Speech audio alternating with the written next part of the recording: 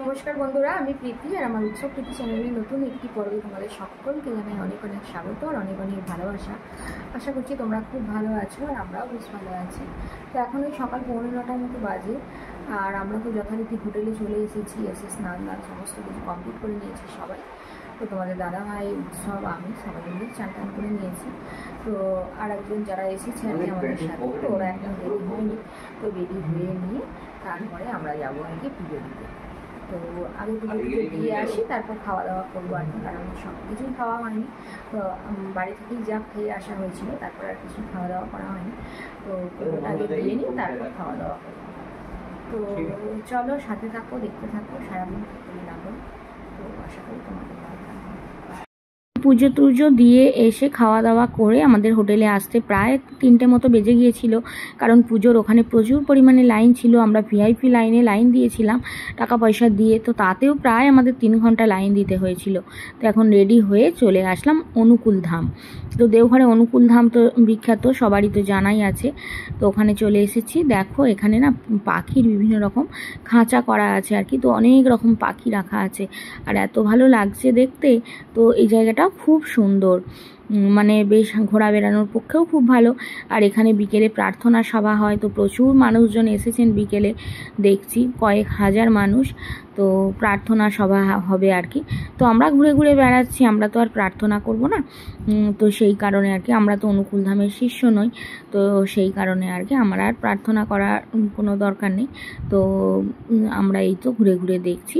আর কত রকম যে পাখি আছে দেখো না, বিভিন্ন রকম পাখি। আমি তো আর এত কিছু পাখির নাম জানি না, তবে একটা বড় কাকাতুয়া রাখা আছে আর কি, বিশাল বড় কাকাতুয়া, আর একটা ম্যাকাও আছে। তো দুটো পাখি আছে আর কি, 2 খাঁচা। তো এই দেখো সেই কাকাতুয়াটা দেখছো কত বড়, আর এই দেখো টিয়া পাখি।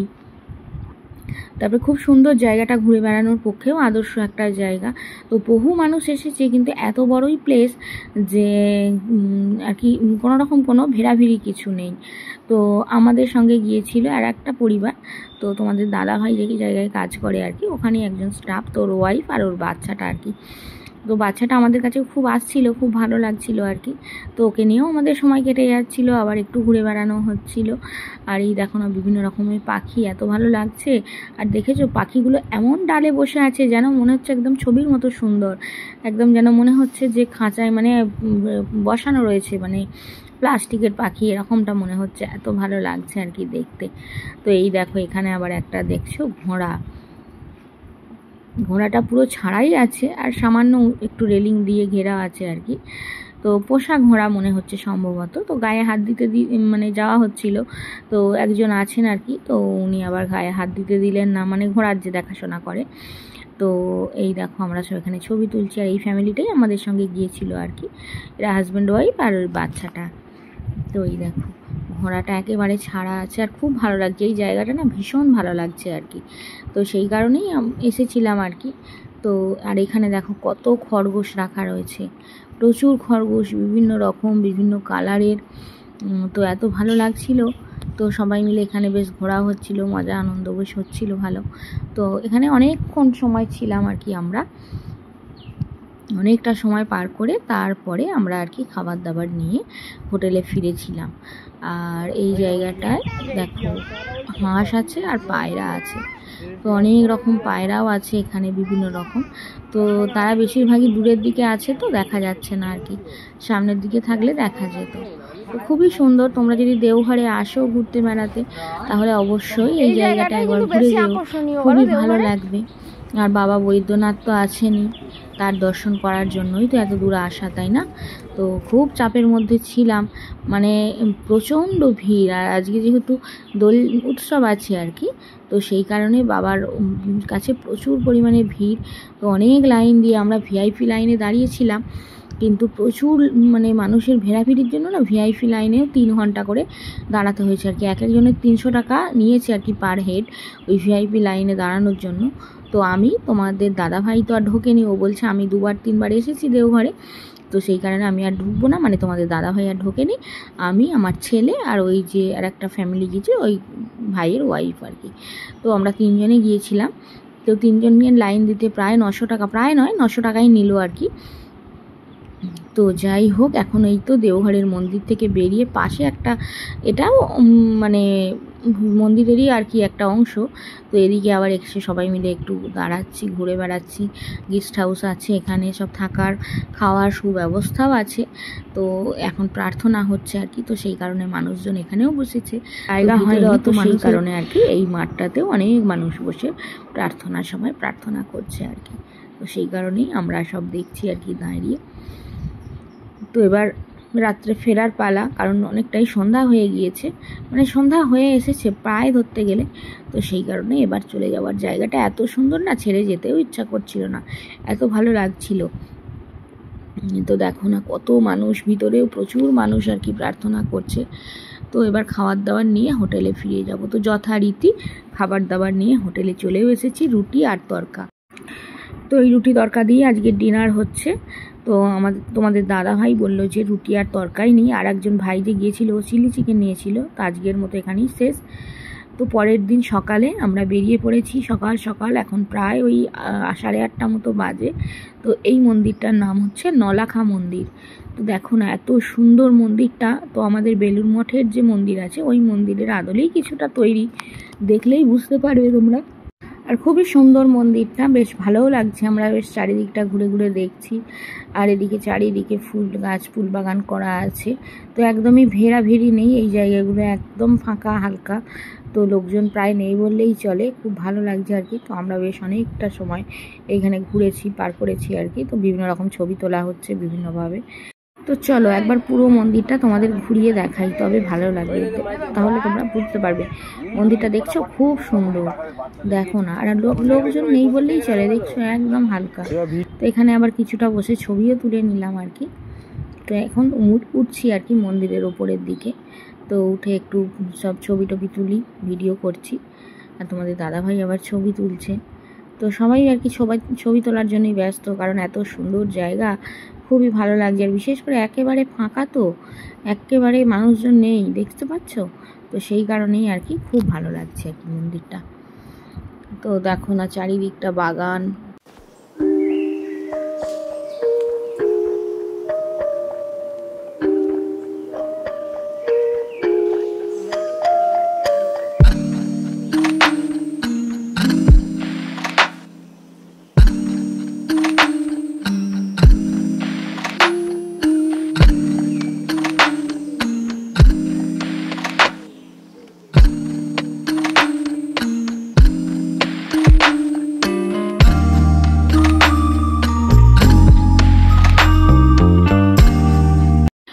তো এই আর একটা মন্দিরে চলে এলাম। তো এই মন্দিরটার নাম হচ্ছে লগা শিবের মন্দির। তো লগা শিব কেন বলে জানি না, হয়তো খুব লম্বা শিব আছেন বলে লগা শিব বলে। তো যাই হোক, তো দেখো এখানে পুরো পাথর আর পাহাড়, চারিদিকে পুরোটাই পাহাড়ের ওপর আর কি মন্দিরটা।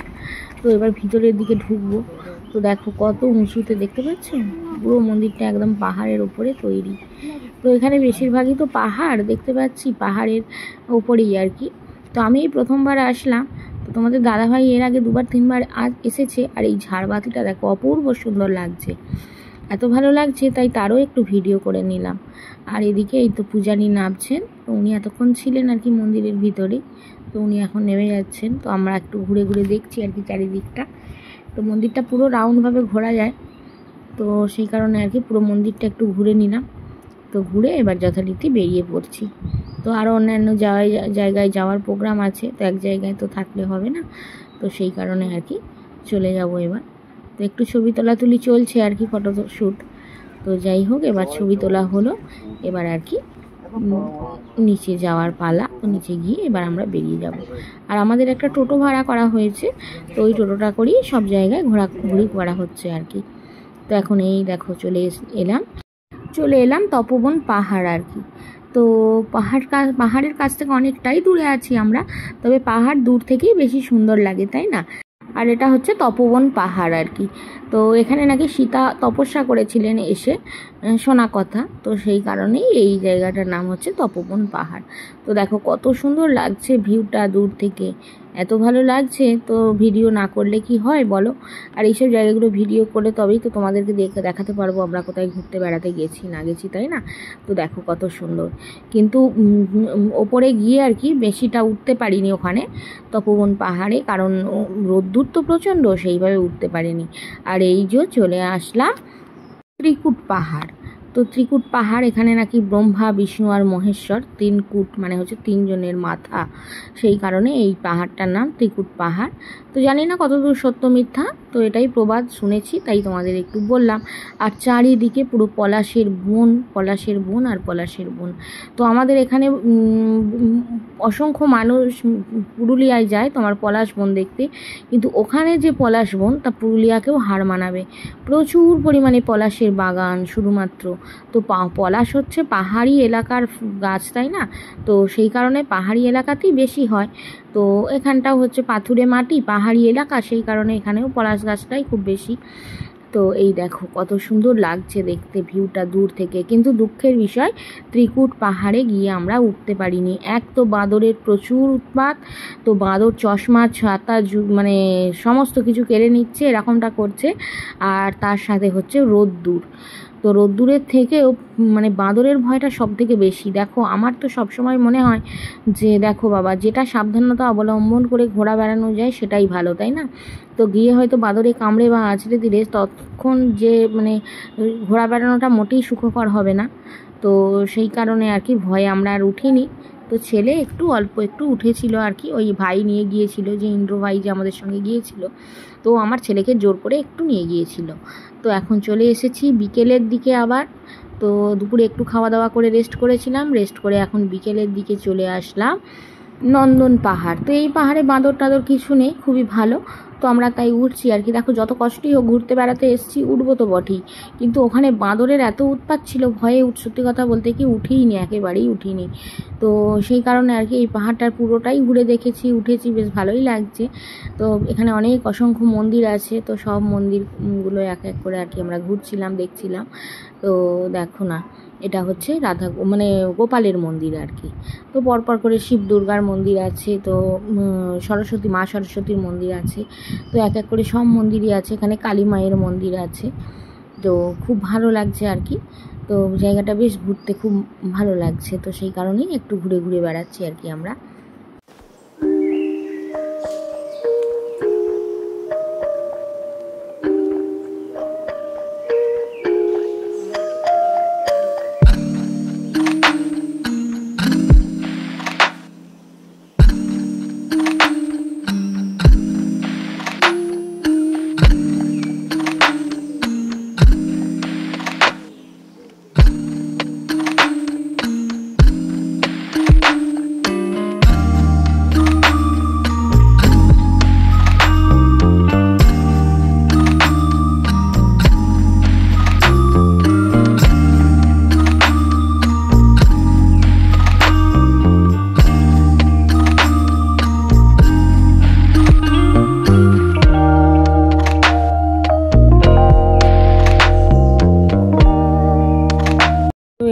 দেওঘরে আর কি এই জায়গাটাই আমাদের লাস্ট দর্শনীয় স্থান ছিল, তো সেই কারণে আর কি এটাও ঘুরে নিলাম।